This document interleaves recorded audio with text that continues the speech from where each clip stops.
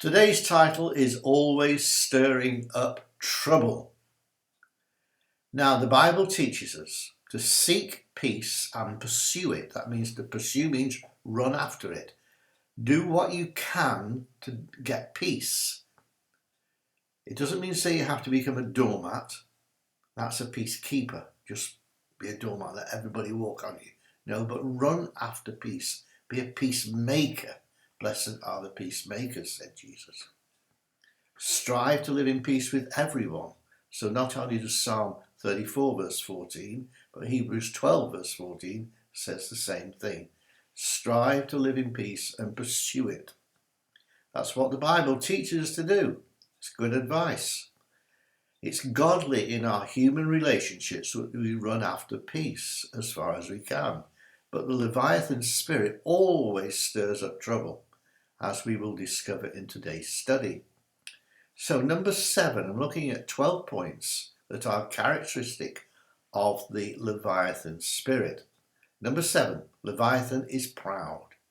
That's the key. Hostile, arrogant. Often people become prideful because of a rejection or trauma. So as part of their defense mechanism, the spirit of pride offers them an opportunity of being seen as somebody powerful, somebody really special. It whispers that you are, you're not somebody like everybody else. You're better than all the other people and not like anybody else. And this causes the person to commit idolatry. If you're thinking you're not the same as everybody else and you're super, it's idolatry, it's narcissism. And that's the spirit of Leviathan. So it's hostile and arrogant. It's a whispering liar. Number 8. Remember, the spirits speak to us by whispering in our ear. The Holy Spirit whispers words of knowledge. That's good. But we need to phase out the Leviathan spirit because he whispers lies. He gets us to listen to lies and he hammers the point home. He keeps on giving us the same lie. It's called propaganda. Keep repeating the same lie. Eventually people will believe it. It implants thoughts which encourage false accusation, especially against people in authority. It will tell us outrageous things about somebody who's completely wrong, distorted or twisting the truth, and then hammer those thoughts over and over again until the relationship is broken. So he's a whispering liar. Number 9, tell him so. If you keep on hearing lies, tell him, get out of my life, you whispering liar. Leviathan is contentious. It's always argumentative, always looking for a fight, always looking for a row. Leviathan uses contention and misunderstanding to destroy communication between people and also with God. This causes major divisions in relationships.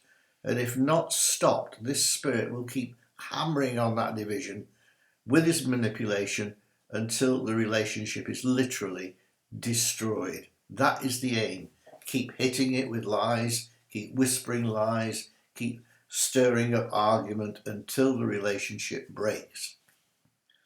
Leviathan attacks the church community, especially the leaders, and he lifts them up, elevates the leaders, allows them to get high in position of authority, and then brings them down with a crash.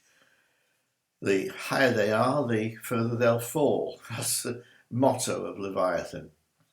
He tries to do as much damage as he can to destroy covenant. It's like a wrecking ball going through a neighbourhood. Doesn't want to bring down one chimney or one house. He wants to bring the whole lot down. And Leviathan is like that, trying to involve as many people as possible in scandals. And what better way to do that than to target leaders and those who are influencing the society to which you belong. Leviathan brings depression. Number 11, Leviathan brings depression. If you're feeling down and you look at things with a negative, grey pair of glasses on, everything looks grey and sad and horrible, and you're depressed, that's Leviathan.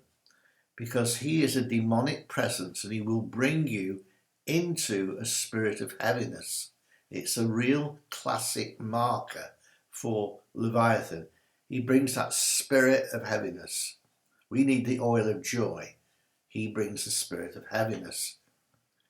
And then lastly, Leviathan is a master of playing the blame game. If something goes wrong, then in a situation amongst any people that you like, somebody has got to carry the can or take the blame. And Leviathan will always make sure it's not you. If you're operating under a spirit of Leviathan, it's never your fault, so it's somebody else's fault. I remember this teaching chemistry to kids. You know, something would get knocked over in the lab. Wasn't me, sir. Wasn't me. Always somebody else. The leading way the Leviathan spirit is operating is through pride. And you'll see it rear its ugly head when it's time to find fault over something. It cannot be wrong. Cannot be wrong. That's characteristic of it. It blames everybody else and it's full of self-pity. You know, why is this happening to me? Why must I always take the blame? I'm going to make sure that this time the truth is known and other people take the blame. So these are the ones today we've looked at. It's hostile and arrogant. It's a whispering liar. It's argumentative. It wants to destroy covenant relationships, especially leaders. It brings depression. And it's the master of the blame game, always blaming people and looking to cause you to have self-pity. Self-pity is a road you don't want to take. The end of it is depression and death. So don't go that way. Leviathan tempts you down that road. The Holy Spirit encourages you on the road to life, all right? So those are the other characteristics. How do we get free from all this? Well, I'm glad you asked that question. If you've got Leviathan operating in your life, you've got to get rid of every single ounce of pride. And we're going to be doing some prayers on that in my next video. Don't forget to join me then. See you then. Bye-bye.